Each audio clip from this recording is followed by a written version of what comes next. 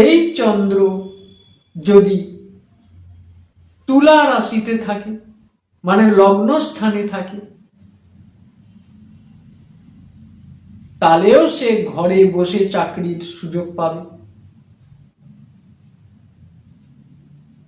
এবং ঘর থেকেই সে সারা জীবন কর্মজীবন করতে পারবে। তাকে বাইরে গিয়ে পড়ে থাকতে হবে না।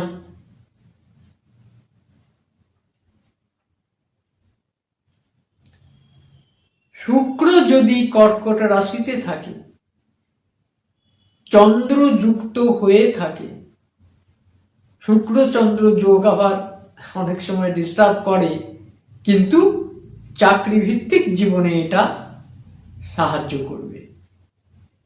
এই শুক্র যদি কর্কট রাশিতে থাকে, চন্দ্র যদি তুলা রাশিতে থাকে, তাহলে তার চাকরি জীবন খুব সুন্দর হবে, সুখের হবে, স্মুথ হবে।